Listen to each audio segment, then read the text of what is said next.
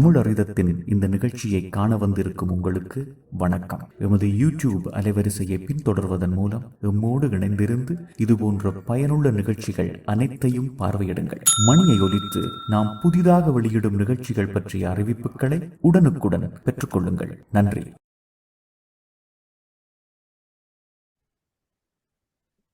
அனைவருக்கும் வணக்கம்.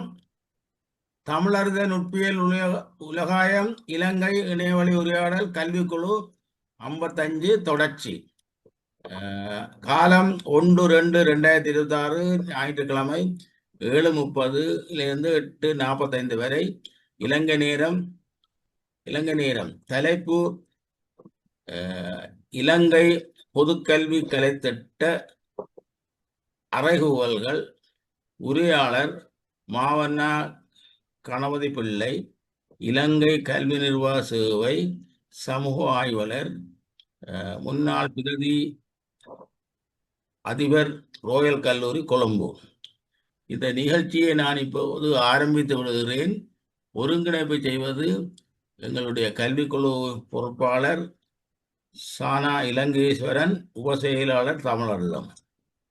இப்பொழுது லங்கேஸ்வரன் வாருங்கள். லங்கேஸ்வரன் வரையில் என்று சொன்னா. வணக்கம்.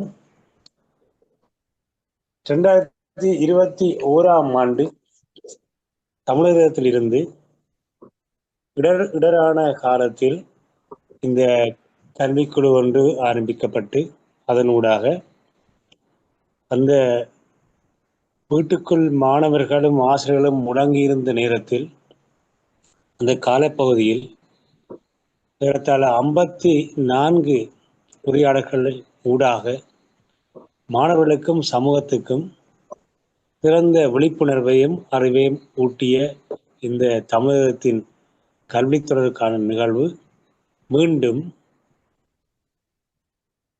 கல்வி மறுசீரமைப்பு சார்பாகவும் அந்த விடயங்களை எடுத்துச் செல்வதற்கும் இணையத்துடன் தொடர்பட்டு மாணவர்கள் ஆசிரியர்கள் கற்றல் கற்பித்தல் செயற்பாடுகளை முன்னெடுப்பதற்கு வசதியாகவும் பல விடயங்களை முன்வைத்து அறிவுறுத்தும் பொருட்டு மீண்டும் எங்களுடைய செயலாளர் சரவணன் ஐயா அவர்களின் முனைப்பான செயலாற்றுடன் இன்று ஆரம்பமாவது மிகவும் மகிழ்ச்சிக்குரிய இருக்கின்றது.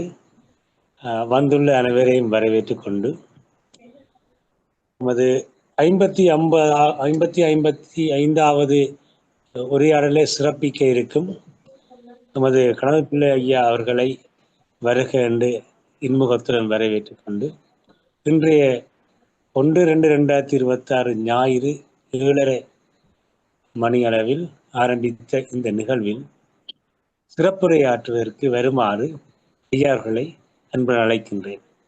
பாருங்கள் ஐயா. வணக்கம்.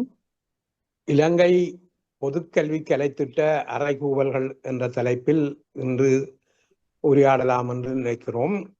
அதாவது இலங்கையினுடைய பொதுக்கல்வி தொடர்பாக யோசிக்கிற பொழுது பொதுக்கல்வி என்பதில் இலங்கை ஆரம்ப காலத்தில் இருந்த முறைமைகளை பார்த்தால் இந்து மாணவர்களுக்கு குருகுல கல்வி அமைப்பு காணப்பட்டது.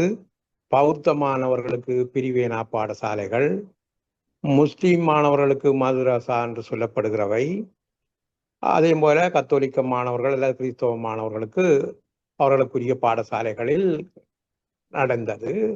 அதாவது 1505 போர்த்துகீசர்கள் வரும் வரை குருகுல முறையும் பிரிவேனா முறையும் தான், மதுரசா என்ற அந்த முறைகள் தான் கல்வியில் முக்கியத்துவம் பெற்றதாக காணப்பட்டது. அதாவது இலங்கையினுடைய பொதுக்கல்வி ஆரம்பத்தில் எடுத்து பார்த்தால் இந்த குருகுல கல்வியிலே ஈடுபட்ட விழுமியங்களை பற்றி சிறப்பாக ஒழுக்க விழுமியங்களை எவ்வாறு வாழுதல் என்பதை பற்றிய குருகுல கல்வி முறையும், அதே மாதிரி பிரிவேனாக்களிலும் அந்த அடிப்படையிலே பௌத்த சிந்தனைகளை மையப்படுத்தியும் மதுரசாக்களில் இஸ்லாமிய சிந்தனைகளை மையப்படுத்தியும் கற்பித்தார்கள். 1505 போர்த்துகீயர்கள் வந்தாலும் அவர்களுடைய மிஷனரியை முன்னெடுத்து அவர்கள் சில பாடசாலைகளை உருவாக்கினார்கள். அங்கே மதம் முக்கியத்துவம் பெற்றது. அவர்களுடைய கத்தோலிக்க மதத்துக்கு அவர்கள் முக்கியத்துவம் கொடுத்தார்கள். 1658 ஒல்லாந்தர்கள் வந்தார்கள். அவர்கள் கிறிஸ்தவ, அதாவது புரட்டஸ்டாண்ட் என்று சொல்லுகின்ற அவர்களுடைய மதத்துக்கு முன்னுரிமை கொடுத்து அவர்களுடைய கல்வி சிந்தனைகளை வளர்த்தார்கள். 1796 கரையோர பகுதியை கைப்பற்றி 1815 முழு இலங்கைக்கும் ஆட்சியை கைப்பற்றி கொண்ட ஆங்கிலேயர்கள் பொதுவாக பாடசாலைகளை உருவாக்கினார்கள். அவர்களும் ஆங்கில மிஷன் போன்றவற்றினுடைய முக்கியத்துவத்தை வலியுறுத்தியதுடன் பொதுக்கல்வியிலும் ஈடுபட்டார்கள். தங்களுடைய நிர்வாகத்துக்கு தேவையான ஆளணியினை உருவாக்க வேண்டும் என்ற அடிப்படையில் அவர்கள் தங்களுடைய கல்வி சிந்தனைகளை வளர்த்து கொண்டதாக நாம் காணலாம். இதுதான் ஆரம்ப காலத்தில் இருந்த 1945 வரை, அதாவது 1943 WW கண்ணங்கராவினாலே கொண்டு வரப்பட்ட இலவச கல்வி திட்டம் வரைக்கும் இருந்த முறைமையாக இவற்றை நாம் கருதலாம். 1945 பிறகு பொதுக்கல்வி திட்டத்திலே சில முறைகள் மாற்றமடைகின்றன. அனைவருக்கும் இலவசமாக கல்வி வழங்கப்படுகிறது. 5 வயது தொடக்கம் 18 வயது வரை அரசினால் வழங்கப்படும் இலவச கல்வியை குறிக்கும். பொதுக்கல்வி 13 வருடங்களை கொண்டிருந்தாலும் 16 வயது வரைதான் கட்டாய கல்வி என்கின்ற அந்த சிந்தனை காணப்படுகிறது. 16 வரை தான் இலங்கையிலே கட்டாய கல்வி என்பது வலியுறுத்தப்படுகிறது. ஆரம்ப பிரிவில் 100% எட்ட முடியாத போதும் தென்னாசியாவில் முதன்மையான இடத்தை பிடித்துள்ளது. அதாவது 92% எழுத்தறிவுடன் முன்னிலையில் நிற்கிறது. அதாவது மாலதீவுக்கு அடுத்தபடி முன்னிலையில் நிற்கிறது என்று சொல்லலாம். 2ஆம் நிலை கல்வியை பொறுத்தவரை கட்டாய கல்வி கேள்விக்குரியதாக மாறி இருக்கிறது. சட்ட ரீதியாக இருக்கும் நிறுவனங்களின் குறைபாடு குறிப்பிடலாம். சட்ட ரீதியாக இருக்கிற நிறுவனங்கள் என்ற குறைபாடு, அதாவது இலங்கையிலே இருக்கிற வலய கல்வி பணிமனை அல்லது மாகாண கல்வி பணிமனைகள் இவற்றிலே காணப்படுகின்ற நிர்வாக சிக்கல்கள் ஒரு விதத்தில் இருக்க, சமூக பொருளாதார காரணங்களும் இந்த 2ஆம் நிலை கல்வியை பொறுத்தவரை தாக்கத்தை ஏற்படக்கூடியதாக இருக்கிறது. எந்த ஒரு தீர்மானத்தை எடுப்பதற்கும் அடிப்படை தரவுகள் இலங்கையில் தாய்மொழி கற்பித்தலில் எத்தனை பாடசாலைகள், எத்தனை வகுப்பறைகளில் எத்தனை ஆசிரியர்கள், எத்தகைய கல்வி பின்புலத்தில் கற்பிக்கிறார்கள் என்ற புள்ளி விவரங்கள் இல்லாததை நாங்கள் காணலாம். எனவே திட்டமிடல் தோல்வியடைகிறது. இந்த புள்ளி விவரங்கள் இல்லாதபடியினாலே திட்டமிடல்கள் தோல்வியடைவதை காணக்கூடியதாக இருக்கிறது. இலங்கை பொதுக்கல்வி இலவச கல்வி, பாட புத்தகங்கள், சீருடை, சில பாடசாலைகளுக்கு மதிய உணவு வழங்கல் என்ற அடிப்படையிலே வழங்கப்படுகிறது. பள்ளி வகைகள் தேசிய பாடசாலைகள், மாகாண பாடசாலைகள் மற்றும் பிரிவேனாக்கள், சில தனியார் பாடசாலைகள் என்ற அடிப்படையிலே 10,000க்கும் மேற்பட்ட பாடசாலைகளில் கல்வி கற்கிறார்கள். கல்வித்துறை ஆரம்ப பிரிவு 1ஆம் வகுப்பு தொடக்கம் 5 வரை காணப்படுகிறது. 2ஆம் நிலை கனிஷ்ட பிரிவு 6 தொடக்கம் 8 வரையிலும், 2ஆம் நிலை சிரேஷ்ட பிரிவு 9 தொடக்கம் 10 வரையும், மேல்நிலை வகுப்பு உயர்தர வகுப்பு 12 தொடக்கம் 13 வரை காணப்படுகிறது. 4.2 மில்லியன் மாணவர்கள் இலங்கையிலே கல்வி கற்றுக் கொண்டிருக்கிறார்கள். 2,35,924 ஆசிரியர்கள் இப்பணியில் ஈடுபட்டு கொண்டிருக்கிறார்கள். கல்வி போதனா மொழியாக தமிழ் மொழியும் சிங்கள மொழியும் இருக்கிறது. அதாவது இணைப்பு மொழியாக ஆங்கிலம் காணப்படுகிறது. இலங்கையிலே வந்த கல்வி சீர்திருத்தங்களை எடுத்து நாங்கள் பார்க்கிற பொழுது 1943 ஒரு சீர்திருத்தம், 39 வந்தது ஒன்று, 43 ஒன்று, 1972 ஒன்று, 1998 ஆண்டு ஒன்று, 2007 ஒன்று, 2015 ஆண்டுகளில் இலங்கையிலே கல்வி சீர்திருத்தங்கள் வந்திருக்கிறது. 1972 ஆண்டு மறுசீரமைப்பு இந்த மறுசீரமைப்புகளிலே ஒரு மைல்கல் என்று சொல்லலாம். சகலருக்கும் சமமான கல்வியை வழங்கும் பொது கல்வி திட்டமாக இதை குறிப்பிடலாம். கிராம நகர வேறுபாடு இன்றி பாடசாலை வகைப்படுத்தலில் அகப்படாது சகலருக்கும் பொது கல்வியை வழங்கும் ஏற்பாடுகள் இந்த 1972 ஆண்டு கல்வி மறுசீரமைப்பிலே தான் காணப்பட்டது. இந்த அடிப்படையைத்தான் நாங்கள் இலங்கையினுடைய பொது கல்வி என்ற அடிப்படையிலே நாங்கள் நோக்க முடியும். அடுத்ததாக இருக்கிற சொல்லு கலைத்திட்டம். இந்த கலைத்திட்டமும் கலைத்திட்ட அறைகூவலும் தான் இன்று நாங்கள் பார்க்கின்ற விடயம். கலைத்திட்டம் என்றால் என்ன என்பதற்கு கொடுக்கப்பட்டிருக்கிற வரைவிலக்கணத்தை பார்த்தோமானால், கலைத்திட்டம் என்பது ஒரு கல்வி செயற்பாட்டில் மாணவர்கள் பெறும் மொத்த அனுபவங்களையும் குறிக்கும். இதில் திட்டமிட்ட பாடத்திட்டங்கள், கற்பிக்கும் முறை, கற்றல் வளங்கள் மற்றும் மதிப்பீடு, கணிப்பீடு ஆகிய எல்லா விடயங்களையும் குறிக்கும். வெறும் புத்தக அறிவை மட்டுமல்லாது நடைமுறை பயன்பாடுகளையும் இணைப்பதாக இந்த கலைத்திட்டம் என்ற வரையறை குறித்து நிற்கிறது. கலைத்திட்டத்தினுடைய முக்கிய கூறுகளாக திட்டமிடப்பட்ட கற்றல், குறிப்பிட்ட பாடங்கள், அவற்றின் வரிசை, கற்பிக்கப்படும் வழிமுறைகள், கற்றல் இலக்கு ஆகியவற்றை குறிப்பிடலாம். மாணவர் அனுபவங்கள், வகுப்பறை கற்றலுக்கு அப்பால் மாணவர்கள் பெறும் அனைத்து விதமான அனுபவங்கள், கூடுதல் செயற்பாடு, சமூக அனுபவங்கள் ஆகியவற்றை குறிப்பிடலாம். கற்றல் வளங்கள், பாட புத்தகம், ஆசிரியர் அறிவுரைப்பு வழிகாட்டி, பொருட்கள், ஆசிரியர்கள், தொழில்நுட்பம் போன்றவற்றை குறிப்பிடலாம். மதிப்பீட்டு முறைகள் மாணவர்களின் கற்றல் விளைதிறனை அளவிடும் தேர்வுகளாக அமைந்து காணப்படும். கற்றல் கற்பித்தல் செயல்முறையில் உள்ளீடு, செயல்முறை, வெளியீடு ஆகிய 3 கட்டங்களை அடிப்படையாக நாங்கள் நோக்கலாம். இந்த உள்ளீடு என்றது எவ்வாறு இருத்தல் வேண்டுமென்றால், பலம், பலவீனம், சமகால உலக தேவைக்கு பொருத்தப்பாடுடைய சமூகத்தின் தேவை, பின்னூட்டல் ஆகியவற்றை அடிப்படையாக கொண்டு பாடத்திட்டம், பாடநூல், ஆசிரியர் அறிவுரைப்பு வழிகாட்டி, கணிப்பீடு, மதிப்பீட்டு முறை திட்டமிடப்படுகிறது. இதுவே கலைத்திட்டத்தினுடைய முதற்படி ஆகும். இதற்கு பொறுப்பு தேசிய கல்வி நிர்வாகம்.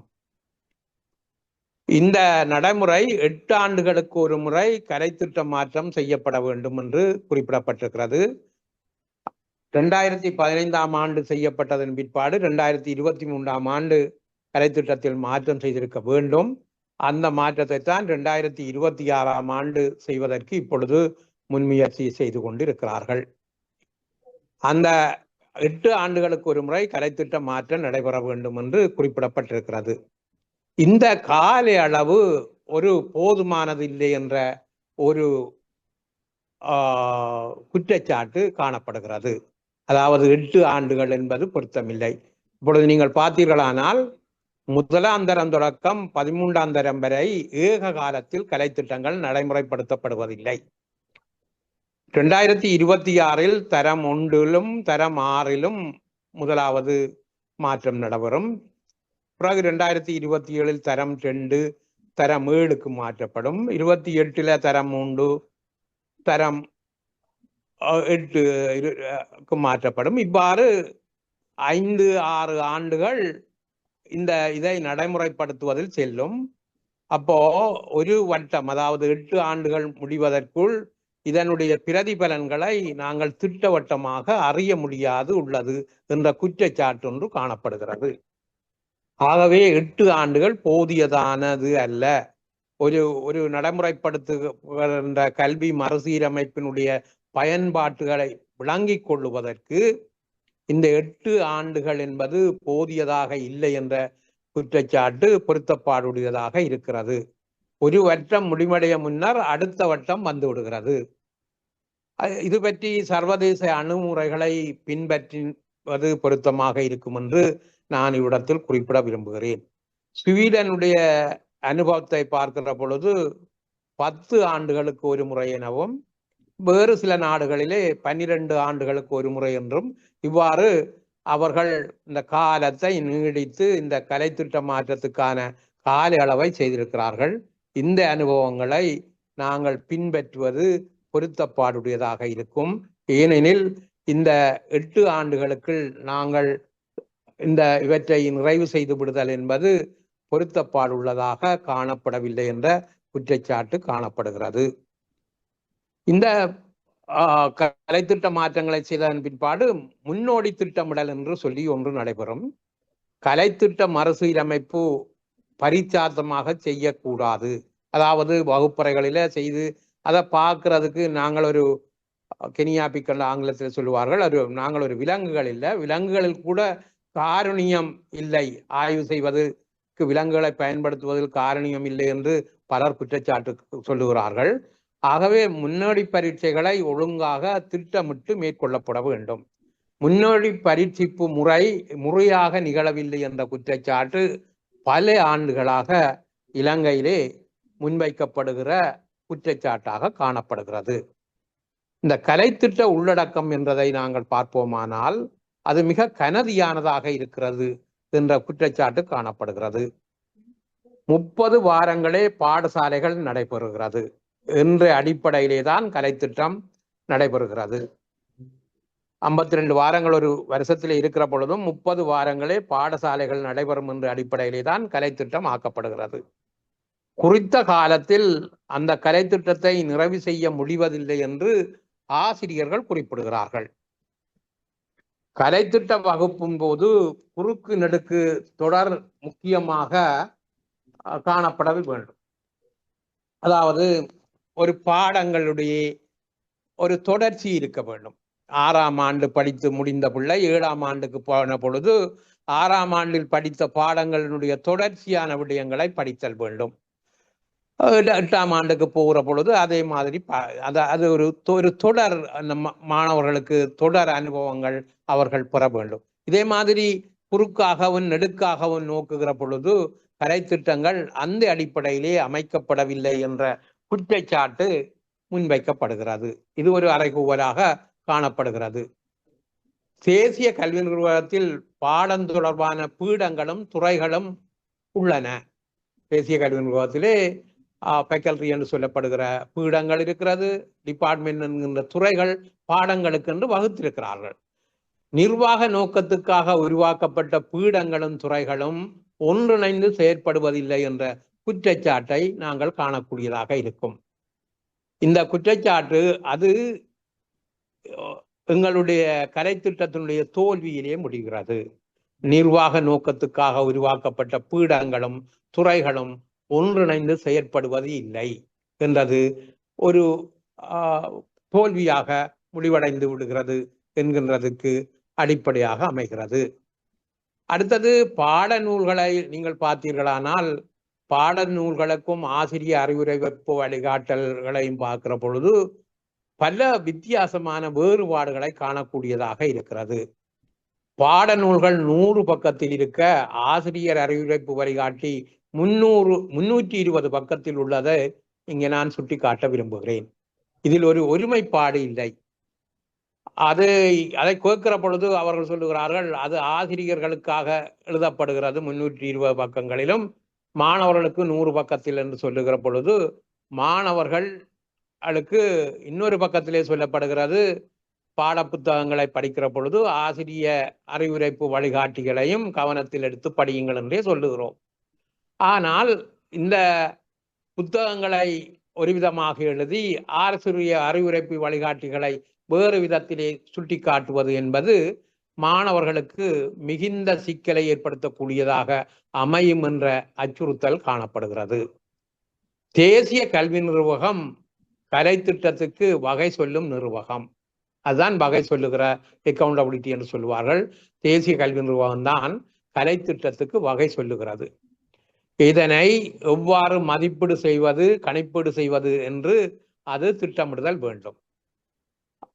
ஆனால் இதை பல நிறுவனங்கள் மேற்கொள்ளுகின்றன. தேசிய கல்வி நிறுவனம் தான் திட்டமிட்டிருக்கிறது, வகை சொல்லு நிறுவனம் அதுவாக இருக்கிறது. ஆனால் இதை பல நிறுவனங்கள் மேற்கொள்ளுகின்றன. பாடத்திட்டத்தை தேசிய கல்வி நிர்வாகம் எழுதுகிறது. பாட நூல்களை கல்வி வெளியீட்டு திணைக்களம் வெளியிடுகிறது. மதிப்பீட்டு கணிப்பீட்டு பணிகளை பரீட்சை திணைக்களம் மேற்கொள்ளுகிறது. இதனால் ஒன்றுடன் ஒன்று தொடர்புள்ள ஒரு நிகழ்ச்சி திட்டமாக இது காணப்படவில்லை என்ற குறைபாடு சுட்டிக்காட்டப்படுகிறது.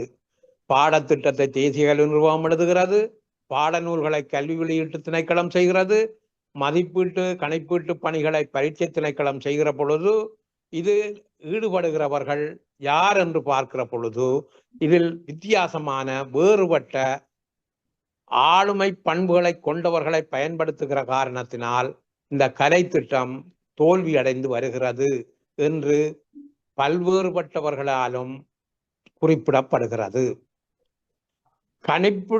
கலைத்திட்ட நோக்கம் அறிவு, திறன், மனப்பாங்கு மற்றும் பிரயோகம் பற்றிய விளக்கத்தை அளித்தல். ஆனால் இந்த அறிவு, திறன், மனப்பாங்கு மற்றும் பிரயோகம் பற்றிய விளக்கத்தை அளித்தல் என்று சொல்லுகிற பொழுது எழுத்து சோதனைகளே நடைபெறுகிறது. இந்த எழுத்து சோதனைகளிலே வைத்து பார்க்கிற பொழுது பல பேராசிரியர்கள் சொல்லுகிறார்கள், எங்களோடு கற்ற ஆளுமையுள்ள ஆற்றல் உள்ள பல பேர் பல்கலைக்கழகத்துக்குள் நுழையாமல் நிற்கிறார்கள், நாங்கள் ஏதோ தப்பித்தவறி வந்து விட்டோம் என்று. இந்த 3 மணி நேரத்துக்குள் அல்லது 6 மணி நேரத்துக்குள் 13 ஆண்டுகள் கற்ற விடயத்தை எழுத்து சோதனை மூலம் தெரிவித்தல் என்பது மாணவர்களுக்கு கொடுக்கிற இன்னொரு இடைஞ்சலான பணியாக அமைகிறது. அதனாலே அந்த எழுத்து சோதனை உலக நாடுகளிலே இப்பொழுது சோதனைகளை மினிமைஸ், அதாவது குறைத்து வருகிறார்கள். சோதனைகளை பல்வேறுபட்ட நாடுகள் குறைத்துள்ளன. ஆகவே எழுத்து சோதனை மாத்திரம் மாணவர்களை அளவிடுவதற்கு பொருத்தமில்லை என்கின்ற குற்றச்சாட்டுகள் காணப்படுகின்றன. இதனால் 21ஆம் நூற்றாண்டு தேவைகளான மென்திறன்கள், பிரச்சனை விடுவித்தல், ஒன்றிணைந்து செயற்படுதல் போன்ற உயர்மட்ட சிந்தனைகள் கணிப்பீட்டுக்கு உட்படுத்தப்படவில்லை. இந்த இந்த இந்த எழுத்து சோதனைகளிலே இந்த 21ஆம் நூற்றாண்டு தேவைகளான மென்திறன் என்று சொல்லப்படுகிறது, பிரச்சனை விடுவித்தல், ஒன்றிணைந்து செயற்படுதல் போன்ற உயர்மட்ட சிந்தனைகள் கணிப்பீட்டுக்கு உட்படுத்தப்படவில்லை. ஆகவே அவர்களுடைய எழுத்து அழகு, அவர்கள் வெளிப்படுத்துகிற ஆற்றல் ஆகியவை பற்றி கணிப்பீடு செய்கிறோமே தவிர மாணவர்களுடைய ஆற்றல், ஆளுமை என்பவை பற்றி ஒரு தெளிவு பெற்ற ஒரு நிலைப்பாடு கவனத்தில் கொள்ளப்படவில்லை. அது ஒரு கலைத்திட்ட தோல்வியாகவே அமைகிறது என்ற குற்றச்சாட்டு காணப்படுகிறது. யார் படிப்பிக்கிறார்களோ அவர்களே மதிப்பீடு செய்ய வேண்டும். ஆனால் இலங்கையில இருக்கிற சிஸ்டத்தின்படி பார்த்தால் பாடசாலையில் படிப்பிக்கிற ஆசிரியர்கள் வினாத்தாள்களை தயாரிப்பதில்லை. 5ஆம் ஆண்டு வினாத்தாளாக இருந்தாலும் சரி, காப்போத்த சாதாரண தர வினாத்தாளாக இருந்தாலும் சரி, உயர்தர வினாத்தாளாக இருந்தாலும் சரி, அதை தயாரிப்பவர்கள் ஒரு சிலராக இருக்கிறார்கள். ஆகவே மாணவர்களினுடைய 13 வருஷ கற்றல் துலங்களை ஒழுங்காக மதிப்பீடு செய்ய இந்த 3 மணி நேர பரீட்சை அல்லது 6 மணி நேர பரீட்சையினால் முடியுமா என்பது ஒரு கேள்வியாக அமைகிறது. ஆகவே இந்த கேள்விக்கு விடை தர வேண்டியதும் தேசிய கல்வி நிறுவனத்தினுடைய பணியாகும். ஆகவே யார் படிப்பிக்கிறார்களோ அவர்கள் மதிப்பீடு செய்ய வேண்டும். ஒரு தொடர் மதிப்பீடு அந்த ஆசிரியர்களினாலே செய்யப்படுதல் வேண்டும் என்கின்ற அபிப்பிராயங்கள் முன்வைக்கப்படுகிறது. ஆனால் ஆசிரியர்களிடம் அகவயத்தன்மை காணப்படுகிறது. அவர்கள் அதை மேற்கொள்ள முடியாது என்கின்ற காரணங்களை காட்டி இந்த 5ஆம் ஆண்டு புலமை பரிசில் பரீட்சையோ அல்லது காப்போத்த சாதாரண பரீட்சையோ அல்லது உயர்தர பரீட்சையோ பரீட்சை திணைக்களமே மேற்கொண்டு வருகிறது. இதிலே நாங்கள் மிக குறிப்பாக நோக்குவோமானால் காப்போத்த உயர்தர பரீட்சையில் பாடசாலையில் கற்பிப்பவர்கள் ஆசிரியர்களாக இருக்க வினாத்தாள்களை தெரிவு செய்பவர்கள் கண்ட்ரோலிங் சீஃப் என்று சொல்லப்படுகிற அந்த கட்டுப்பாட்டு இணைப்பாளர், பிரதம இணைப்பாளர்கள் உட்பட யாவரும் பல்கலைக்கழக விரிவுரையாளர்களாக இருப்பதை நாம் இந்த இடத்திலே சுட்டிக்காட்டுதல் வேண்டும். ஆகவே இந்த மாணவர்களுடைய ஒரு தொடர் மதிப்பீட்டு தன்மையை விளங்கிக் கொள்ளாது அவர்கள் 3 மணி நேரம் அல்லது 4 மணி நேரம் அல்லது 6 மணி நேரத்தில் அவர்களை துலங்க வைக்க நினைக்கிறார்களே தவிர ஒரு மாணவனுடைய ஒரு தொடர் மதிப்பீடு இங்கே துலங்கவில்லை அல்லது விளங்கவில்லை என்ற குற்றச்சாட்டு காணப்படுகிறது. அதனாலேதான் ஆற்றல் உள்ள பல மாணவர்கள் பல்கலைக்கழகத்துக்கு தேர்வு தராமல் விடுவதுடன் பிறழ்வு நடத்தையில் ஈடுபடக்கூடிய இயல்புக்கு தள்ளப்படுகிறார்கள் என்ற குற்றச்சாட்டு காணப்படுகிறது. இதை போலத்தான் காப்போத்த சாதாரண தரத்திலும் மாணவர்கள் சிறப்பாக துலங்காமைக்கு இந்த பரீட்சை முறைதான் காரணம் என்று குறிப்பிடப்படுகிறது. ஆகவே தொடர் மதிப்பீடு ஆசிரியர்களினால் செய்யப்பட்டு அவர்களுக்கு வேண்டிய ஆலோசனைகளையும் அபிப்பிராயங்களையும் தேசிய கல்வி நிறுவனம் உட்பட இதற்கு வசதி உள்ள நிறுவனங்கள் வழங்குவதன் ஊடாக இந்த தொடர் மதிப்பீட்டை சிறப்பாக செய்து மாணவர்களுடைய கல்வியை முன்னேற்ற முடியும் என்கின்ற கருத்து முன்வைக்கப்படுகிறது. ஆகவே இது ஒரு கலைத்திட்டத்தினுடைய அச்சுறுத்தலாக இருக்கிறது. திட்டமிடல் தேசிய கல்வி நிர்வாகம் செய்கிறது, நடைமுறைப்படுத்துவது பாடசாலைகள். திட்டமிடலை தேசிய கல்வி நிர்வாகம் செய்கின்ற பொழுது நடைமுறைப்படுத்தும் பாடசாலைகளில் உள்ள ஆசிரியர்களுக்கு இந்த திட்டமிடல் பற்றிய பூரண விளக்கம் அளிக்கப்படுகிறதா என்றால் இல்லை. இலங்கையில இருக்கிற 2,35,000க்கும் மேற்பட்ட ஆசிரியர்களுக்கு இந்த ஒழுங்கான தேசிய கல்வி நிர்வாகத்தினுடைய நோக்கம் என்ன, இந்த திட்டமிடலினுடைய நோக்கம் என்ன என்ற விடயத்தை அவர்கள் திட்டமிட்டு விளங்கப்படுத்தி அவற்றை பாடசாலையில் நடைமுறைப்படுத்துகிறார்களா என்றால் இல்லை. இந்த பாடசாலைகளிலே படிப்பிக்கிற ஆசிரியர்களில் சிலர் சொல்லுகிறார்கள், நாங்கள் ட்ரைனிங் காலேஜிலே படித்த 2 வருடங்களை தவிர இற்றைப்படுத்துவதற்கு எங்களுடைய நுழைச்சை இற்றைப்படுத்துவதற்கு நாங்கள் 1-2 செமினார்களை தவிர எங்களுடைய 30 ஆண்டு ஆசிரியர் பணியில் நாங்கள் வேறொன்றிலும் பங்கு பெற்றுவதில்லை என்ற குற்றச்சாட்டுகளை கூட சில ஆசிரியர்கள் குறிப்பிடுகிறார்கள். ஆகவே இந்த நிலையிலே திட்டமிடல் தேசிய கல்வி நிர்வாகத்தினால் மேற்கொள்ளப்படுகிற பொழுது நடைமுறைப்படுத்தலை பாடசாலைகள் செய்வது என்பது திட்டமிடப்பட்ட நோக்கம் அல்லது உள்ளார்ந்த எண்ணக்கருக்களை பாடசாலைகள் நடைமுறைப்படுத்துவதற்கான சாத்தியக்கூறுகள் போதுமானதாக இல்லை என்ற குறைபாடு சுட்டிக்காட்டப்படுகிறது. ஆகவே இது ஒரு கலைத்திட்ட அச்சுறுத்தலாக காணப்படுகிறது. ஆசிரியர்களுக்கு போதிய பயிற்சி வழங்கப்படுவது இல்லை, அவர்களுக்கு போதிய பயிற்சிகள் வழங்கப்படுவது இல்லை என்ற குறைபாடு ஒன்று காணப்படுகிறது. ஆசிரியர்களாக வருபவர்கள் பல்கலைக்கழகங்களிலே பயிற்சியை பெற்று பட்டதாரி ஆசிரியர்களாக உள்நுழைகிறார்கள், அல்லது கல்லூரியிலே கல்வியை கற்று அவர்கள் நுழைகிறார்கள், அல்லது காப்போத்த உயர்தரத்தில் சித்தியடைந்தவர்கள் ஆசிரியர்களாகி ஆசிரிய கலாசாலைகளில் பயிற்சியை பெற்று வருகிறார்கள். இவ்வாறு வந்தவர்களுக்கு நாங்கள் தேசிய கல்வி நிர்வாகத்தினால்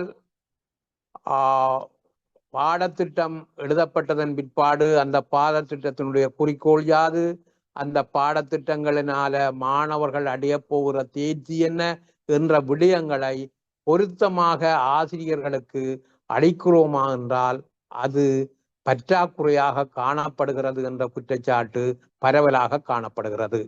ஆசிரியர்களுக்கு போதிய பயிற்சி இல்லை, அதனாலேதான் மாணவர்கள்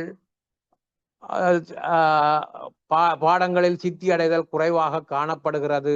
ஆசிரியர்களுக்கு போதிய பயிற்சியின்மையின் காரணமாக மாணவர்களுக்கு தெளிவான விளக்கமின்மையினால் மாணவர்கள் சரியாக துலங்குவதில்லை என்ற குற்றச்சாட்டு ஒன்று காணப்படுகிறது. ஆகவே இந்த குற்றச்சாட்டுகள் எல்லாம் இந்த கலைத்திட்ட அச்சுறுத்தலாகவே அமைகிறது. 100க்கும் மேற்பட்ட ஆசிரிய மத்திய நிலையங்கள் உள்ளன. இலங்கையில 100க்கும் மேற்பட்ட ஆசிரிய மத்திய நிலையங்கள் இருக்கிறது.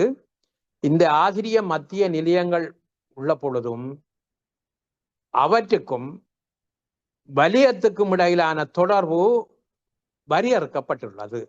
அவர்கள் வலய கல்வி பணிப்பாளரோடோ அல்லது வலயத்தில் உள்ள ஆசிரிய ஆலோசகர்களோடோ அல்லது ஆசிரியர்களோடோ அவர்களுடைய பங்கு எவ்வாறு இருக்கிறது என்று பார்க்கிற பொழுது இந்த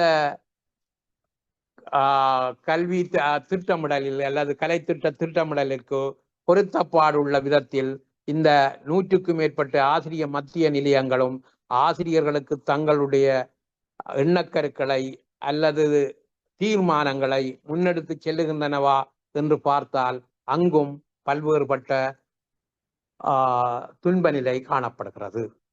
ஆகவே இந்த 100க்கும் மேற்பட்ட ஆசிரியர் மத்திய நிலையங்களில் அவற்றுக்கும் வலயத்துக்கும் இடையிலான தொடர்புகள் விரிவாக்கப்படுதல் வேண்டும். அதே போல ஆசிரிய ஆலோசகர்கள் ஆசிரியர்களுக்கு இந்த ஆசிரியர் மத்திய நிலையங்களின் ஊடாக போதிய பயிற்சிகள் வழங்கி அவர்களை முழுநிலை ஆசிரியர்களாக்க வேண்டிய கடமைப்பாடு இந்த ஆசிரியர் மத்திய நிலையங்களுக்கு உண்டு.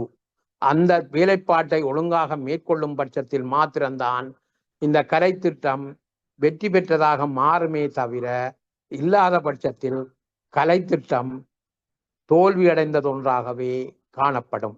ஆகவே இதுவரை நான் சொன்ன விடயங்களை வைத்துக்கொண்டு பார்க்கிற பொழுது கலை திட்டம் தோல்வியில் முடிவடைகிறது என்கிறதைத்தான் நாங்கள் சுட்டிக்காட்டி கொண்டே வந்தோம்.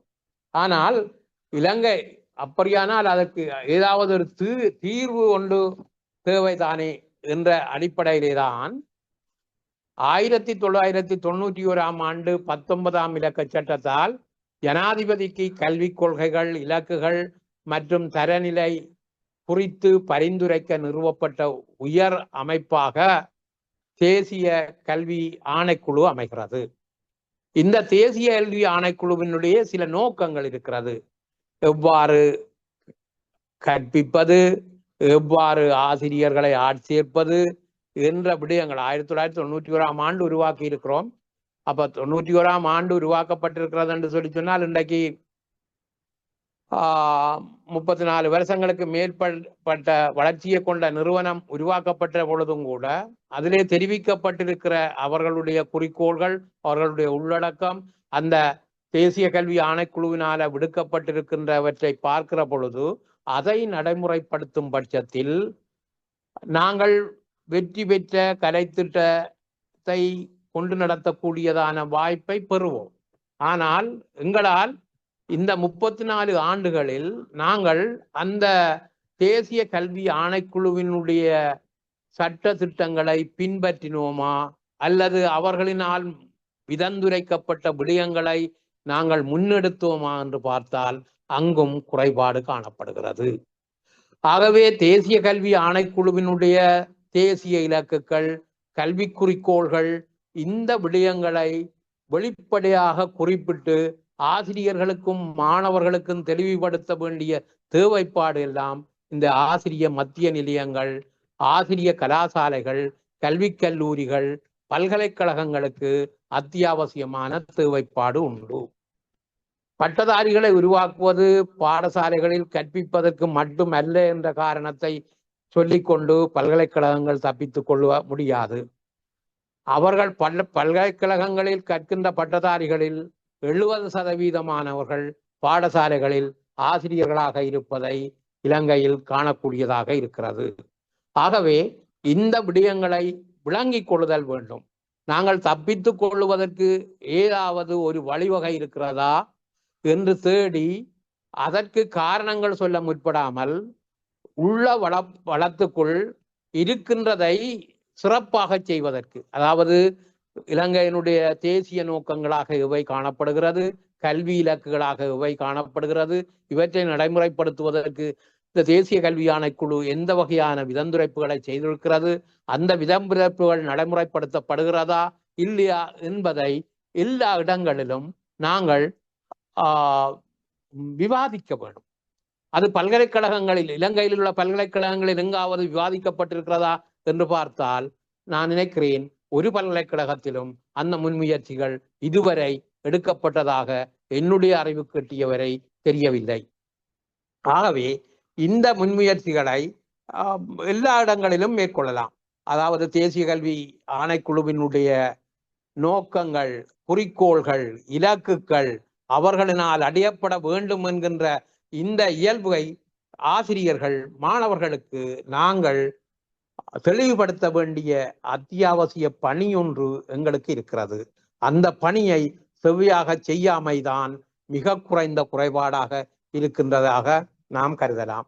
அடுத்ததாக, இந்த கலைத்திட்டத்திலே காணப்படுகின்ற குறைபாடுகள், கலைத்திட்டத்திலே காணப்படுகிற அச்சுறுத்தல்கள் அல்லது கலைத்திட்டத்துக்கு சவால்களாக இருக்கின்ற விடயங்கள் என்பதை நாங்கள் பார்க்கிற பொழுது, நீங்கள் தெளிவாக உங்களுக்கு தெரியும், இன்றைக்கு ஆசிரியர்களாக இருக்கின்றவங்களுக்கு அல்லது கல்வி பணியிலே ஈடுபடுகிற கல்வி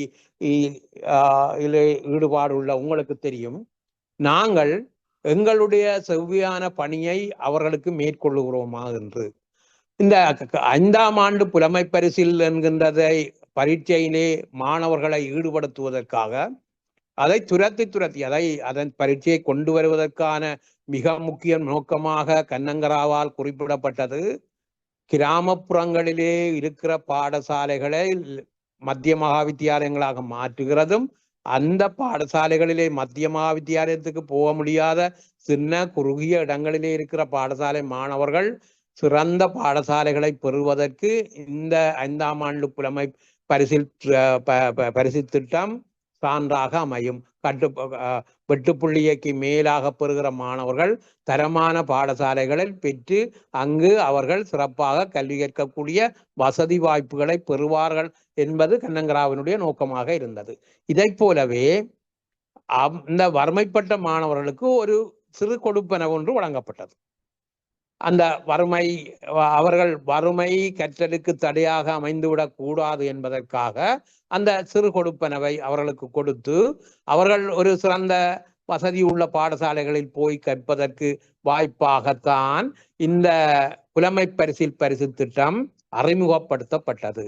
இன்று போட்டி போட்டு நாங்கள் டியூஷன் மாஸ்டர்மாரை வச்சு கொண்டு அவர்களுக்கு பணம் தேடுவதற்கான வழிவகைகளை காணுகிறோமே தவிர மாணவர்களை அவர்கள் வெட்டுப்புள்ளி ஒன்று இருக்கிறது, அதுக்கு 100 புள்ளிக்கு மேலே என்று இருக்கிறது, அவர்கள் 35 புள்ளி பெற்றால் சித்தி அடைந்தவர்கள் என்று இருக்கிறது. இவ்வாறு எந்த பிள்ளையுமே மூலசாலிகள் அற்றவர்கள் அல்ல என்று சர்வதேச உளவியல் ஸ்தாபனம் வெளியிட்டிருக்கிறது.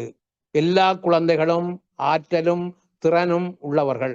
அவர்களின் ஆற்றலையும் திறனையும் அறிவையும் விருத்தி செய்வது பாடசாலையினுடைய நோக்கமாகும். அந்த நோக்கத்தை நிறைவு செய்வதில் நாங்கள் தவறி இருக்கிறோம். இன்றைக்கு நீங்கள் பார்த்தீர்களானால் சிறிய பாடசாலைகளாக அண்மையிலே கல்வி அமைச்சரினாலும் ஜனாதிபதியினாலும் வெளியிடப்பட்ட அறிக்கையிலே 50 பிள்ளைகளுக்கு குறைந்த பாடசாலைகள் 92 பாடசாலைகள் இலங்கையிலே இருப்பதாக அவர்கள் தெரிவித்தார்கள். இந்த 50 பிள்ளைகள் உள்ள பாடசாலைகளில் ஒரு வகுப்பில் 8 பிள்ளைகள் 6 பிள்ளைகள் 4 பிள்ளைகள் தான் இருக்கிறார்கள். அவர்களை சித்தி பெறுகின்ற மார்க்ஸை பெறுவதற்கு வைப்பதற்கு இந்த கற்பிக்கிற ஆசிரியர்களால் முடியவில்லை என்றால் இது யாருடைய பிழைபாடு என்பதை கண்டுபிடிக்க வேண்டும். ஆகவேதான் இது கலைத்திட்டத்தினுடைய அச்சுறுத்தல் தான் இது என்றதையும் நாம் மனத்திலே கொள்ளல் வேண்டும். இந்த கலைத்திட்டம் என்பது செவ்வியாக நடைமுறைப்படுத்தப்படும் பட்சத்தில் ஆசிரியர்களுக்கு போதிய ஆற்றலும் வினைத்திறனுடன் கூடிய பணியாற்றக்கூடிய திறனும் அவர்களுக்கு வழங்கப்பட்டிருக்கும் பட்சத்தில் அவர்கள் முறையான பணியை வகுப்பறைகளில் ஆற்றுவார்கள். அந்த பணியை அவர்கள் ஆற்றுகிற பொழுது மாணவர்கள் குறித்த தேர்ச்சி மட்டத்துக்கு மேலான புள்ளிகளை பெறக்கூடியதாக இருக்கும். இதை போலத்தான் காப்போத்த சாதாரண சாதாரண தரத்தில் 11 ஆண்டுகள் பாடசாலையில் கல்வியை கற்ற பின் கடந்த ஆண்டு பரீட்சை முடிவுகளின்படி 2.7% பிள்ளைகள் தாய்மொழி தமிழில் 0 புள்ளிகள் எடுத்திருக்கிறார்கள். அப்போ இதை யாருடைய குற்றமாக சொல்லுவது? மாணவர்களுடைய குற்றமாக சொல்லுவதா, ஆசிரியர்களுடைய குற்றமாக சொல்லுவதா, யாருடைய குற்றமாக சொல்லுவது? தாய்மொழியில் கற்கிறார்கள், 11 ஆண்டுகள் தாய்மொழியிலே கற்றிருக்கிறார்கள். தாய்மொழியிலே கற்று அந்த பிள்ளைகள் 2.7% பிள்ளைகள் 0 புள்ளிகளை பெற்றிருக்கிறார்கள். ஆகவே இந்த மாதிரியான செயற்பாடுகளுக்கு கலைத்திட்டம் எங்களுக்கு செவ்வியான பணியை செய்ய தவறிவிட்டதோ என்ற ஒரு அச்சுறுத்தலை ஏற்படுத்தி இருக்கிறது என்பதை வெளிப்படையாக உணர்ந்து கொள்ளுதல் வேண்டும். நாங்கள் சொல்ல வார விடயத்தை வெளிப்படையாக சொல்ல வேணும்.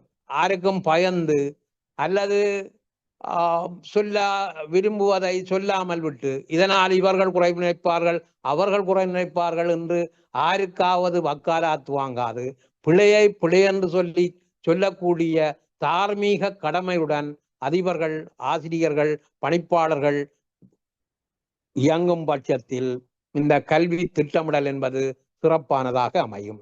இந்த கலைத்திட்ட திட்டமிடலில் இந்த இயல்புகள் பின்பற்றப்படாமைதான் எங்களுடைய மாணவர்களுடைய அடைவுகள் சீராக அமையாமைக்கு அடிப்படை காரணமாக அமைகிறது என்ற விடயத்தை எல்லோரும் புரிந்து கொள்ளுதல் வேண்டும். ஆரோ செய்கிற புலப்பாட்டுக்கு மாணவர்களை குறைத்து சொல்லுவது பொருத்தப்பாடில்லை. நீங்கள் சித்தியடையவில்லை என்று மாணவர்களுக்கு சொல்லுவோமானால் மாணவர்களுக்கு அந்த குறித்த விடயம் சென்றடைந்திருக்கிறதா என்பதை முதலில் பார்த்தல் வேண்டும். ஒரு பாடசாலையிலே, அதாவது நகரப்புற பாடசாலைகளிலே வழங்கப்படுகிற வசதிகளும் வாய்ப்புகளும் கிராமப்புற பாடசாலைகளுக்கு வழங்கப்படுவது இல்லை. நகரப்புற பாடசாலைகளுக்கு பாடப்புத்தகங்களும் ஆசிரியர் அறிவுரைப்பு வழிகாட்டிகளும் கிடைக்கிற பொழுது கிராமப்புற பாடசாலைகளுக்கு பாடப்புத்தகங்கள் 2ஆம் தவணை 3ஆம் தவணை சென்ற பொழுதும் சென்றடைவது இல்லை. ஆசிரியர் அறிவுரைப்பு வழிகாட்டி அவர்களுக்கு செல்லுவதில்லை. இந்த மாதிரியான குறைபாடுகள் அவர்கள் மாணவர்களுடைய வகுப்பறை துலங்களில் அல்லது புலமை பரிசில் சித்தியில் அல்லது காப்போத்தல் சாதாரண சித்தியில் அல்லது உயர்தர சித்தியில் அவர்கள் சித்தியடையாமைக்கு அடிப்படையாக அமைந்து விடுகிறது என்பதை பூரணமாக விளங்கி கொண்டு நாங்கள் எங்களுடைய பணியை செவ்வையாக செய்யும் பட்சத்தில் மாத்திரம்தான், அதாவது கலைத்திட்டம் என்பது ஒழுங்காக நடைமுறைப்படுத்தப்படும் பட்சத்தில் மாத்திரம்தான் மாணவர்களிடமிருந்து சரியான துலங்களை எதிர்பார்க்கலாம். எல்லா மாணவர்களும் கற்கக்கூடியவர்கள் என்றால் அவர்களுடைய தேர்ச்சி மட்டத்துக்கு பொருத்தமாக அவர்களை ஆக்கிவிடுதல் மாத்திரம்தான் எங்களுடைய பணியாகும். இதைத்தான் இவர்கள் இப்பொழுது சொல்லுகிறார்கள். இந்த பணியிலே ஈடுபடுவதற்கான முன்முயற்சிகள் தான் மேற்கொள்ளப்படுகிறது. அந்த பாடப்புத்தகங்களை காவிக்கொண்டு ஒரு தொகையான பாடங்களை முன்னுக்கு பின் முரணான பாடங்களை சேர்ந்த பாடப்புத்தகங்களை காவிக்கொண்டு திரிவதற்கு மாறாக மொடியூல் சிஸ்டம் என்கின்ற அந்த முறைமையின் கீழ் கொண்டு வந்தோமானால் அது மாணவர்களை கற்பதற்கு இலகுபடுத்தலாம் என்கின்ற ஒரு இயல்பு காணப்படுகிறது. அதே போலத்தான் பரீட்சை திணைக்களம்தான் நடத்தி அவர்கள் பாஸ் ஃபெயில் என்று போடுவதற்கு மாறாக தொடர் மதிப்பீட்டை செய்து ஆசிரியர்கள் மாணவனை தரமானவன், இவன் சிறப்பாக துலங்கக்கூடியவன் என்பதை தெளிவுபடுத்துகின்ற அந்த தொடர் மதிப்பீட்டு முறையை அறிமுகப்படுத்த வேண்டும் என்று சொல்லப்படுகிறது. இந்த மாதிரியான நல்ல முன்முயற்சிகள் வரவேற்கப்படுதல் வேண்டும்.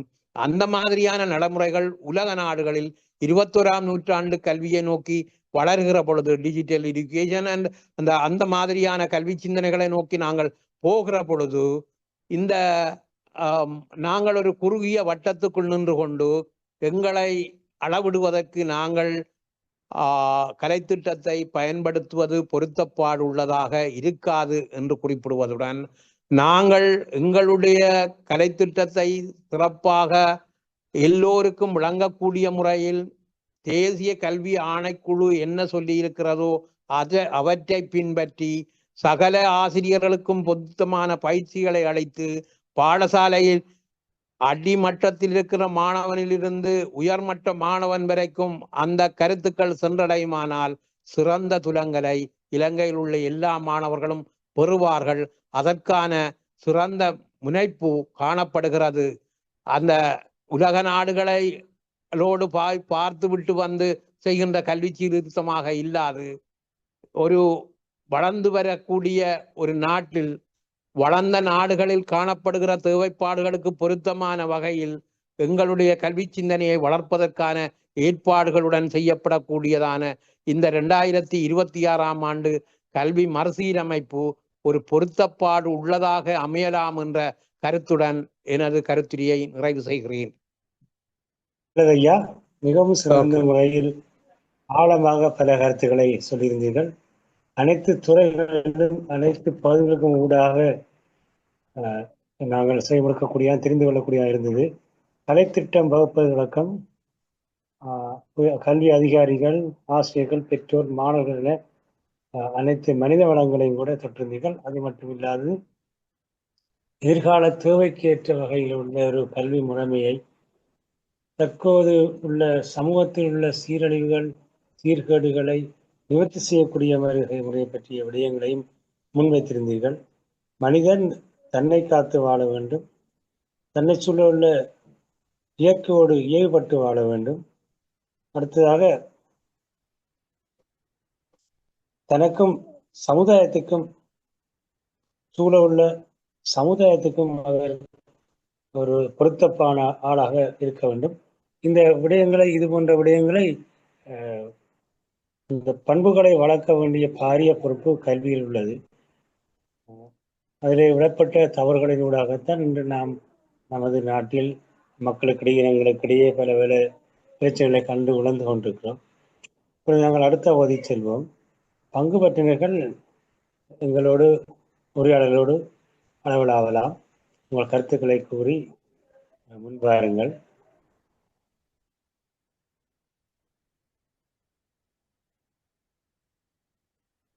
உங்களை அறிமுகப்படுத்தி கருத்துக்களை கூறுங்கள். வணக்கம், நான் சரவணபானந்தன். திரு கனகப்பிள்ளை அவர்களே, நீங்கள் இப்ப நடைமுறை கல்வி திட்டத்தில் கூறிய குறைபாடுகளை இந்த புதிய கல்வி சீர்திருத்த மாதிரி தயாரிக்கப்பட்டுள்ளதா? அதுதான் இங்கே முக்கியமாக நாங்கள் அறிய வேண்டியது. அதை கூறினால் நல்லா. அதாவது புதிய கல்வி திட்டம் போதிய எல்லா அம்சங்களிலும் சிறந்தது என்று அதற்கு சான்று கொடுத்து பேசுவதற்கு எனக்கு அது பொருத்தமாகப்படவில்லை. இருந்த பொழுதும் 21ஆம் நூற்றாண்டினுடைய தேவைகள் என்று ஒன்று சிலது இருக்கிறது. நான் சொன்னேன், அந்த மென்பொருள் இது அந்த மாதிரியானது, மற்றது உயர் சிந்தனையே அந்த மாதிரியான பல்வேறுபட்ட விடயங்கள் இருக்கிறது. உலக நாடுகள் வேறு விதமாக சிந்திக்கின்றன. உலக சந்தைக்கு பொருத்தமுடையவர்களாக நாங்கள் மாற வேண்டும். ஆகவே எங்களுடைய ஒரு வளமையான முறையான கல்விகளிலே இருந்து பல மாற்றங்கள் செய்யக்கூடிய முறையிலே புதிய கல்வி திட்டத்தில் பல மாற்றங்கள் அவர்களால் முன்வைக்கப்பட்டுள்ளது. அந்த விதத்தில், அதாவது ஒரு பரீட்சை திணைக்களம் செய்வதற்கு மாறாக ஒரு தொடர் மதிப்பீட்டு முறையை அவர்கள் அறிமுகப்படுத்தி இருக்கிறார்கள். ஆசிரியர்கள் தான் படிப்பிக்கிறார்கள். ஆசிரியர்களினால படிப்பிக்கப்பட்ட மாணவனை பரீட்சை திணைக்களம் பரீட்சை வைத்து பாஸ் ஃபெயில் என்று கொடுக்கிறதுக்கு மாறாக ஒரு ஒரு தொடர் மதிப்பீட்டினூடாக இந்த மாணவன் தேர்ச்சி மட்டத்தை அடைந்து விட்டான் என்று குறிப்பிடக்கூடிய அந்த இயல்பு புதிய கல்வி மறுசீரமைப்பிலே பரிந்துரைக்கப்பட்டிருக்கிறது. மற்றது பாட புத்தகங்களை காவிக்கொண்டு மூடைகளைப் போல காவிக்கொண்டு திரிகிற மாணவர்களுக்கு பதிலாக மொடியூல் சிஸ்டத்தின் ஊடாக அவர்கள் மாணவர்களும் ஆசிரியர்களுமாக சேர்ந்து அந்த மொடியூலை செய்து அந்த முறைமையிலே கற்கிறது என்பது உலக நாடுகளிலே வெற்றி பெற்ற நாடுகள், பின்லாந்து, அந்த மாதிரியான வெற்றி பெற்ற கல்வியிலே வெற்றி பெற்ற நாடுகள் பின்பற்றுகிற முறைமை. ஆகவே அந்த முறையை இலங்கையிலே அறிமுகப்படுத்த இருக்கிறார்கள். அது ஒரு மிக சிறப்பான அம்சம். அடுத்தது பாடசாலையினுடைய நேரத்திலே கொஞ்சம் வித்தியாசத்தை செய்யலாம். ஒரு 45 நிமிட நேரம் ஒரு குறிப்பிடப்பட்ட அதாவது ஒரு ஆசிரியர் ஒரு வகுப்பறைக்கு வந்துட்டு ஒரு 40 நிமிடம் என்று சொல்லி சொன்னால் அவர் வந்து பாட ஆயத்தத்தை செய்தல் என்ற விடயத்துக்கு ஒரு 5 நிமிடம் போனால் ஒரு 35 நிமிட நேரம் அதற்குள் ஒரு மாணவன் குழப்படி செய்து விட்டான் என்றால் அவனை தண்டிக்கிறது, அவனோட பேசுறதுன்றது. இனி தண்டிக்கிறதுக்கு இந்த ஆசிரியருக்கு கோபம் பெற வேணும். கோபம் வந்து அந்த உச்சகட்டத்தை அடைந்தால் அவனை அவனுக்கு தண்டனை கொடுக்கிறது, அந்த தண்டனையை பிறகு நியாயப்படுத்தி ஆசிரியர் பேசல், அதனுடன் வகுப்பு முடிவடைந்துவிடும். இந்த மாதிரியான குறைபாடுகள் இல்லாமல் இதற்கான கவுன்சிலர் சிஸ்டம், அதாவது கவுன்சிலிங் முறைமை, ஒவ்வொரு கவுன்சிலரை வைத்து ஒரு மாணவன் முரண்பாடு அல்லது வகுப்புக்கு புரள்வு நடத்தையில் ஈடுபடுகிற மாணவனை அல்லது மாணவியை பிடித்து கவுன்சிலரிடம் அனுப்பிவிட்டு இந்த குறிப்பிடப்பட்ட ஆசிரியர் ஒழுங்கான முறையிலே தன்னுடைய 45 நிமிட நேரங்களையும் ஒழுங்காக வகுப்புறையை கொண்டு நடத்துவர் என்பது மாணவர்களுக்கு பொருத்தப்பாடு உள்ளதாக இருக்கும். ஆகவே அந்த முறைமை பாராட்டுதற்குரியது.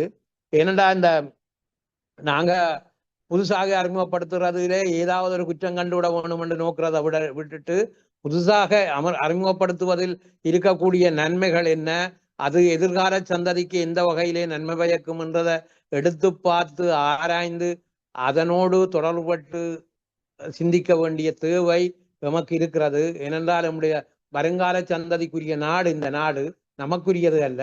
ஆகவே அந்த சந்ததி ஒழுங்காக வாழவும் உலகத்தினுடைய கேள்விக்கு தக்கதாக இன்றைக்கு நீங்கள் பார்த்தீர்களானால் இந்தியா உலக நாடுகளினுடைய கம்ப்யூட்டர் வளர்ச்சியிலே உச்ச வளர்ச்சியிலே இருக்கிறது. உலக நாடுகளினுடைய கம்ப்யூட்டர் தேவையினுடைய 60% மேற்பட்ட தேவையை இந்தியாவினுடைய கம்ப்யூட்டர் நுழைச்சுள்ள என்ஜினியர்ஸ் அந்த பொறியியலாளர்களினால் தான் மேற்கொள்ளப்படுகிறது.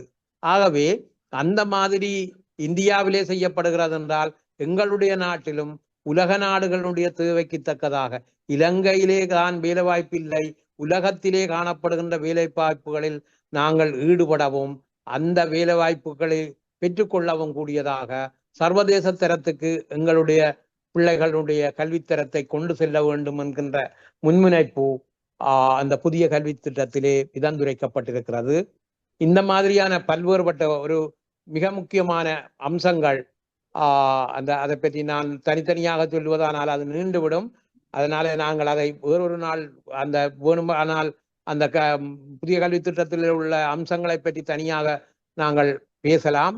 இருந்த பொழுதும் இந்த இருக்கின்ற கல்வி அமைப்பில் பல்வேறுபட்ட மாற்றங்களுடன் ஒரு புதிய 21ஆம் நூற்றாண்டினுடைய தேவைப்பாட்டுக்கு பொருத்தமுள்ள மாணவர்களை உருவாக்க வேண்டும் என்ற எண்ணத்தோடு தேசிய கல்வி ஆணைக்குழுவினுடைய தேசிய இலக்குகள் கல்வி இலக்குகளை மையப்படுத்தி செய்யப்பட்டிருக்கக்கூடியதான கல்வி மறுசீரமைப்பு என்று இந்த 2026ஆம் ஆண்டு கல்வி மறுசீரமைப்பை கருதலாம் என்று நான் கருதுகிறேன்.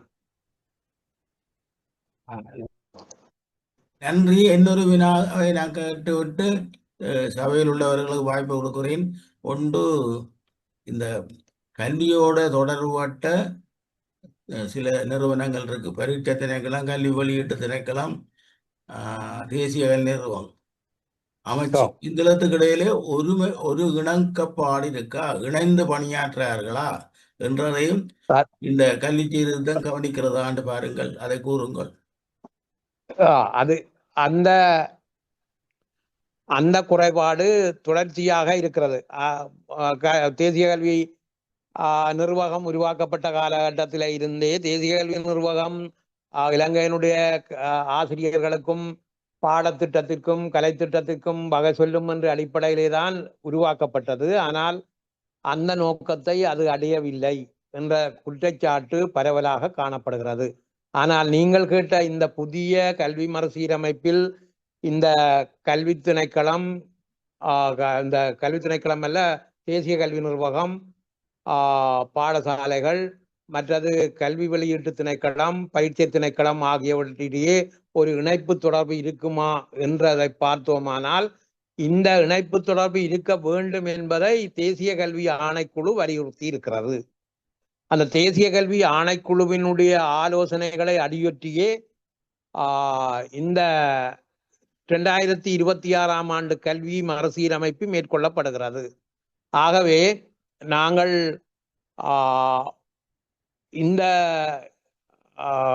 இந்த வினாவை இது நடைமுறைப்படுத்தப்படுகின்ற காலகட்டத்தில் கல்வி அமைச்சருக்கும் அதனோடு சேர்ந்த பணிப்பாளர்கள், கல்வி அமைச்சின் செயலாளர் உட்பட அவர்களுக்கு முன்வைப்பதன் ஊடாக ஒரு உச்ச அடைவை அந்த இந்த இந்த இந்த திணைக்களங்களுக்கு ஊடான ஊடாட்டம் அல்லது ஒரு ஒருங்கிணைப்பு காணப்பட வேண்டும் என்கின்ற அந்த முன்முயற்சியை நாங்கள் மேற்கொள்ளலாம்.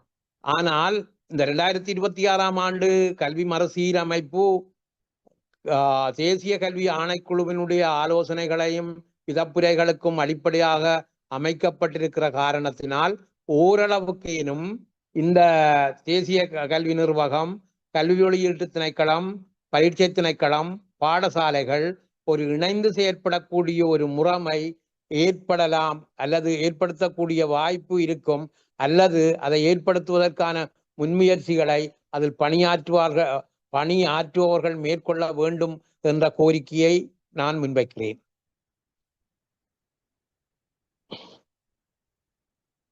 நன்றி. நன்றி. நன்றி. நல்லது ஐயா. இன்னும் ஒருவருக்கு வாய்ப்பு கிடைக்கிறதுக்குரிய நேர அவகாசம் இருக்குது. அதனை பயன்படுத்தி கொள்வதற்கு முன்வாருங்கள். அதுவரை உரையாளர் ஐயா நீங்கள் வேறு விடயங்களை பற்றி கலந்து ஆலோசிக்க வேண்டும் என்று சொன்னால் அதை பற்றி பேசுங்கள்.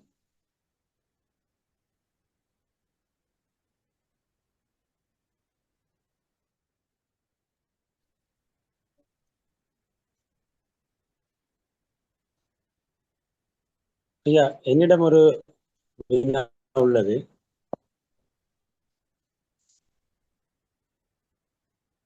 சொல்லுங்கள். வணக்கம் ஐயா, இளங்கேசன் பேசுகிறேன். உள்ளது தற்போதைய சமுதாயத்தில் உள்ள மிகவும் அருவருக்கத்தக்க விடயங்களுக்கு கடந்த கால கல்வி திட்டம் காரணமா அமைந்தது என்பது உண்மைதானே? ஆம், இதுக்கு நேரடி விடை என்றால் ஆம். ஏனெனில் அதே கூட தொடர்ச்சியா அந்த கேள்வியில இருந்தா சொல்லுங்க. வேற அல்லது நான் பதில் சொல்லவா? கேள்வி ஐயா, இந்த நிலைமை நமது நாட்டில் மட்டுமல்ல உலகத்தில் பல நாடுகளில் காணப்படுகின்றன. ஏன் அபிவிருத்தி அடைந்த நாடுகளில் காணப்படுகின்றன. முக்கியமாக இந்த மனிதனை கொன்று குவிக்கும் செயற்பாடு என்பது ஏன் இன்று வரை யாராலும் அது தேவையில்லாத செயல் என்ற ஒரு முடிவுக்கு வர முடியவில்லை. அதுக்கு என்ன இந்த கல்வி திட்டம் எவ்வாறு அதை வழிநடத்தி செல்கிறது, அதை வளர்த்தி செல்கிறது, அதை தடுப்பதற்குரிய வடிவுகளை ஆராயவில்லை. அதுக்கு என்ன காரணமாக இருக்கும்? அதாவது வேல்யூஸ் எஜுகேஷனுக்கு நாங்கள் முக்கியத்துவம் கொடுக்க இல்லை, விழுமிய கல்விக்கு. விழுமிய கல்வி என்பது உலக நாடுகளில பல நாடுகளில நீங்க 1980களை அண்மைத்த காலத்தில் 80 என்ற அண்மைத்த காலங்களில் பிரான்ஸ், இங்கிலாந்து போன்ற நாடுகளில் போதை வஸ்து பாவனை பயங்கரமாக காணப்பட்டது. அவர்கள் அதை கட்டுப்பாட்டுக்குள் கொண்டு வருவதற்கு மிக முக்கியமான சில பணிகளை செய்தார்கள். அதை கட்டுப்பாட்டுக்குள் கொண்டு வந்து விட்டார்கள். இன்று பிரான்சில் பாரிய அளவில் போதவத்து பாவனை இல்லை, இங்கிலாந்தில் பாரிய அளவில் போதவத்து பாவனை இல்லை என்று நான் அவர்களுக்கு வக்காலத்து வாங்குவதற்கு வரவில்லை. ஆனால் பாரிய அளவில் இல்லை. ஆனால் இலங்கை மத்திய இந்தியா போன்ற நாடுகளிலே போதவத்து பாவனை இருக்கிறது என்று பார்த்தால், நாங்கள் இந்த எங்களுடைய விழுமியங்களை எங்களுடைய கல்வியின் ஊடாக மாணவர்களுக்கு கொடுத்திருக்கிறோமா என்று பார்த்தால் அங்கே நாங்கள் தவறு விட்டிருக்கிறோம். ஒவ்வொரு பாடத்தின் ஊடாகவும் விழுமியங்கள் பேணப்படுதல் வேணும். அது ஒரு பாடத்துக்குரிய பண்பு அல்ல. ஒரு பாடசாலையினுடைய எல்லா ஆசிரியர்களுக்கும் விழுமிய ஆசிரியர்கள், எல்லா ஆசிரியர்களும் மொழி ஆசிரியர்கள், எல்லா ஆசிரியர்களும் நன்னடத்தை ஒழுக்கத்துக்கு பொறுப்பானவர்கள் என்பதை ஏற்றுக்கொண்டோமானால்தான் அந்த பாடசாலை முழுமை பொருந்திய பாடசாலையாக இருக்கும். ஆனால் இந்த விழுமியம் என்ற கருத்துக்கள் ஒழுக்க சீல கருத்துக்கள் எங்களுடைய மாணவர்களை சென்றடையவில்லை. யுத்தம் யுத்தத்தினால் ஏற்படுகின்ற வடுக்களை நாங்கள் பார்த்தோமானால் விரக்தி மாணவர்கள் 5 லட்சம் மாணவர்கள் ஓலெவலில் உட்காருகிறார்கள், ஓலெவல் பரீட்சைக்கு உட்காருகிறார்கள். அவர்களில் 1,25,000 பேர் அந்த பல்கலைக்கழகத்துக்கான தகுதியை பெறுகிறார்கள். அதில் ஒரு 40,000க்கு குறைந்த பிள்ளைகளே பல்கலைக்கழக அனுமதியை பெறுகிறார்கள் இந்த அட்வான்ஸ் லெவலில். ஆனால் ஓ லெவலில் அந்த அட்வான்ஸ் லெவலுக்கு போகக்கூடிய தகுதியை பெறுகிறவர்கள் 5 லட்சம் பேரில் 1,25,000 பேராக இருக்கிறார்கள். மிகுதியானவர்களுக்கு என்ன நடக்கிறது என்பதில் பல்வேறுபட்ட பிரச்சனைகள் இருக்கிறது. அதை புதிய கல்வி திட்டம் கவனத்தில் எடுத்திருக்கிறது. அவர்களோடு பாடத்திட்டத்தோடு தொடர்பாக தொழில் முயற்சியானது, கைத்தொழில் ஒன்றை கற்றுக்கொள்ள என்று காந்திய கல்வி சொல்லுவது போல ஒரு கைத்தொழிலை கற்றுக்கொண்டு அந்த மாணவர்கள் வளருவார்களாக இருந்தால், அவர்கள் கல்வியில் சிறிது வீழ்ச்சி அடைவார்களாக இருந்தாலும் அந்த கைத்தொழில் அவர்களை கை கொடுத்து உதவும். ஆனால் இங்கே நாங்கள் கற்பித்த கல்வி மாணவர்களை 5 லட்சம் மாணவர்களுக்கும் நாங்கள் ஒரே கல்வியை கற்பித்து அவர்களில் 1,20,000 பேர் காப்போத்த உயர்தரத்துக்கு தகுதி பெற்றிருக்கிற பொழுது மிகுதியான மாணவர்கள் அனைவரும் எந்த கவனிப்பும் இல்லாமல் வெளியேற்றப்படுகிற பொழுது அவர்கள் ஒன்றில் நாட்டிலே புரள்வு நடத்தையில் ஈடுபடுவார்கள், துர்பிரயோகம் செய்வார்கள், போதவத்து பாவிப்பார்கள், அல்லது பல்வேறுபட்ட பயங்கரவாத இயக்கங்களை உருவாக்குவார்கள், போராடுவார்கள், கொலை செய்வார்கள், கொள்ளையடிப்பார்கள், கற்பழிப்பார்கள், நாட்டை சீர்குலைப்பார்கள். இது தவிர்க்க முடியாது ஒன்று. ஆகவே இதற்கான காரணத்தை விழுமிய கல்வியின் ஊடாக மாத்திரம்தான் ஏற்படுத்தலாம் என்பதை அமெரிக்கா, பின்லாந்து இந்த மாதிரியான வளர்ந்த நாடுகளே இன்று அந்த விழுமிய கல்விக்கு முக்கியத்துவம் கொடுத்து வருகிறது. ஆகவே அந்த விழுமிய கல்வியினுடைய முக்கியத்துவம் அத்தியாவசியமானது ஒன்று.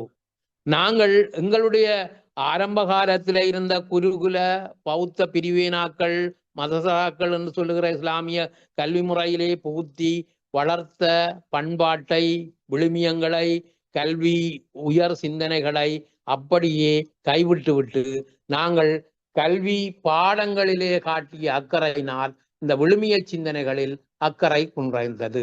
சமூகத்தில் ஒருவரை பார்த்து நாங்கள் இறக்கப்படுகிற கர்ப்பிணி தாய்மாருக்காக இறக்கப்படுகிற, முதியோருக்காக இறக்கப்படுகிற இந்த சிந்தனைகள் குறைவடைந்திருக்கிறது. இன்றைக்கு உலக நாடுகளை பார்த்து எம்முடைய நாட்டில் முதியோர் இல்லங்கள் அதிகரிக்கப்படுகிறது. அதே போல குழந்தை மடுவங்கள் அதிகரிக்கப்படுகிறது. குழந்தை மடுவங்கள் அதிகரிக்கப்படுகிற பொழுது அங்கு அன்பு குறைகிறது. முதியோர் இல்லங்கள் அதிகரிக்கப்படுகிற பொழுது அன்பு குறைகிறது.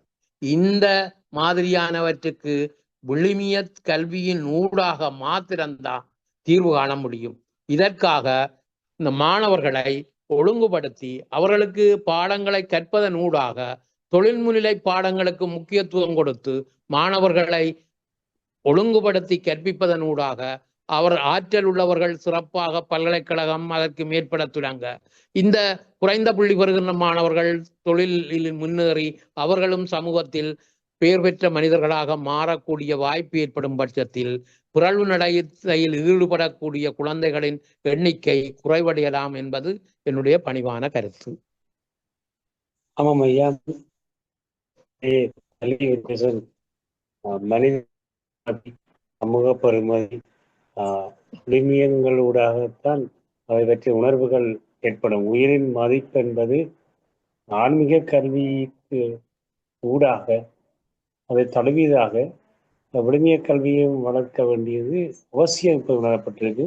நன்றி ஐயா, நாங்கள் நேரத்தை நெருங்கிவிட்டோம். இப்பொழுது நன்றி உரைக்கான நேரம்.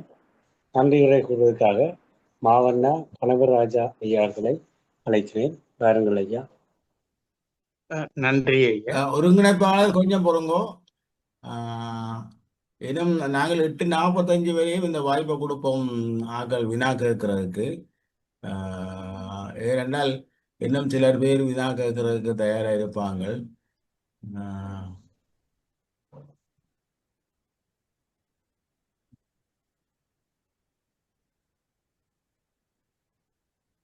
ராஜா அவர்களை ஐயாக்களை அழைக்கிறேன். இனிமையுடன் நன்றி உரை சொல்லுங்கள். நன்றி ஐயா. இன்றைய உரையை வழங்கிய முன்னாள் அதிபர் மாமன்னா கணபதி பிள்ளை ஐயா அவர்கள் உண்மையிலே இந்த தலைப்புக்கு மிகவும் பொருத்தமானவர். அவரு இலங்கை பொது கல்வி கடை திட்ட அறைகூவல்கள் சவால்கள் பற்றி மிக சிறப்பான உரையை ஆற்றி எங்களுக்கு நிறைய தகவல்களை தந்திருக்கிறார். ஐயாவின் பல உரைகளை நான் கொழும்பு தமிழ் சங்கத்திலும் பல இடங்கள் ஏற்கனவே கேட்டிருக்கிறேன். மிக சிறப்பான உரைகளை தந்தீர்கள் ஐயா, மிக்க நன்றி. மற்றது இங்கு ஒருங்கிணைப்பாளராகவும் இருந்து கேள்வியும் கேட்டு அமர்ந்திருக்கிற திரு ஷண் இலங்கேஸ்வரன் ஐயா அவர்களுக்கும் எமது நன்றியை தெரிவித்துக் கொள்கிறேன். அதே போன்று தமிழ் அறிதல் நுட்பவியல் செயலாளர் சரவண பவானந்தன் ஐயா அவர்கள் உலகத்தின் பல பகுதிகளிலும் இருந்து பலரையும் தேடி கண்டுபிடித்து இங்கு கொண்டு வந்து அவர்களை உரையாற்ற செய்து கொண்டிருக்கிறார். அவருக்கும் எமது நன்றியை தெரிவித்துக் கொள்வதோடு மிக முக்கியமாக 2 பேருக்கு நாங்கள் நன்றியை தெரிவிக்க வேண்டி இருக்கிறது.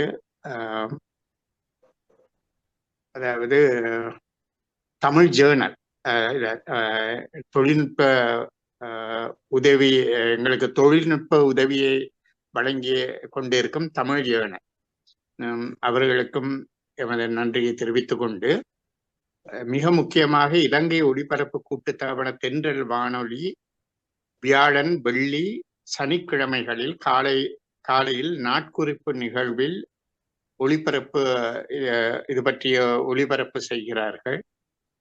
அவர்களுக்கு சிறப்பான நன்றியை தமிழர்தம் வழங்கி பாராட்டுகிறது. இதில் கலந்து கொண்ட அனைவருக்கும் எமது நன்றியை தெரிவித்து அமைகிறோம். மிக்க நன்றி, வணக்கம். ஒரு திருத்தம் கணவராய், நீங்கள் எங்களுடைய அமைப்பின் பெயரை தவறாக வாய்த்தீர்கள். நுட்பவியல் என்று இல்லை, நுட்பியல். அது மிகவும் முக்கியமானது. மற்றது மற்ற வளமையான அல்லது இன்று நிறைவு மிகவும் காத்திரமாக அறிவியல் நுட்பமாக இன்றைய கால சமுதாயத்துக்கு பொருத்தமான கருத்துக்களை ஆய்வக ரீதியிலே மிகவும் தெளிவாக வழங்க வைக்கின்றனர். இந்த நிகழ்வை நிறைவு செய்யும் மூலமாக நிறைவுரையை நமது செயலாளர் சரவணகாந்தன் ஐயா அவர்களிடம் உரைக்குமாறு வேண்டுகின்றேன். வாருங்கள் ஐயா. இந்த கல்விக்குழு உரையாடலை பற்றி லங்கேஸ்வரன் சொன்னால், நாங்கள் ஏற்கனவே உண்மை செய்து அந்த செய்ய நோக்கம் எங்களுக்கு நிறைவேற முடியவில்லை. ஏனென்றால் அரசு மாறிவிட்டது. இப்பொழுது இதை ஒவ்வொரு வாரமும் செய்ய முடியாத சூழல் இருக்கிறது. மாதம் ஒரு முறை அல்ல தேவை ஏற்படுகில் அதற்கிடையிலும் செய்யலாம். திரு கணபதி பிள்ளை அவர்கள் இன்றைக்கு கூறிய விடயங்களில் நீட்சி இருக்கிறது. இன்னும் அவர் பேச வேண்டிய பகுதிகள் நிரம்ப இருக்கிறது. இங்கு வந்தவர்களும் அதை விரும்புவார்கள் நினைக்கிறேன். நாங்கள் கடைசி நேரத்திலே இந்த பதிவுகளை போட்டதால் பங்குபற்றின் தொகை குறைவாக இருக்கிறதோ என்னவோ தெரியவில்லை. இனி நாங்கள் அதை சரியான திட்டமிடலோடு செய்து